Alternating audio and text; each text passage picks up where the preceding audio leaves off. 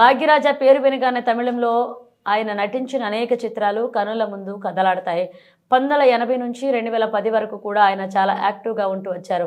దర్శక నిర్మాతగా, సినీ రచయితగా కూడా ఆయనకి మంచి పేరు గుర్తింపు ఉంది. అప్పట్లోనే తన సినిమాల అనువాదాల కారణంగా తెలుగులోనూ అభిమానులు సంపాదించుకున్న వ్యక్తి భాగ్యరాజ. తాజాగా సుమన్ టీవీకి ఇచ్చిన ఇంటర్వ్యూలో ఆయన అనేక విషయాలను గుర్తించి ప్రస్తావించారు. నేను సినిమాలో ప్రయత్నాలు చేస్తున్నాను.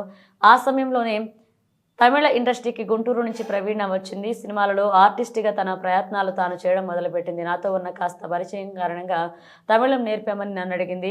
మా ఇద్దరిలో ఎవరు సక్సెస్ అయినా పెళ్లి చేసుకోవాలని నిర్ణయించుకుని ఎవరిని ప్రయత్నాల్లో వారు బిజీ అయ్యాము. ఆమె కంటే ముందుగా నేను సక్సెస్ అయ్యానని అన్నారు. ప్రవీణ ఇంకా చిన్న చిన్న వేషాలు వేస్తూ ఉండగానే నాకు మంచి పేరు వచ్చింది. ముందుగా అనుకున్న మాట ఆ మేరకు ఆమెను వివాహం చేసుకోవాలనుకుంటున్నట్లుగా చెప్పాను. అప్పుడు ఆమె చాలా ఏడ్చింది. ఇద్దరం తిరుపతిలో పెళ్లి చేసుకున్నాం. 3-4 ఏళ్ళు అయినా మాకు పిల్లలు కలగలేదు. అందుకు సంబంధించిన ఒక ఆపరేషన్ కూడా తనకి జరిగిందన్నారు. ఆ సమయంలో జరిగిన ఒక పొరపాటు కారణంగా జాండీస్ రావడంతో ఆమె చనిపోయిందని చెప్పారు.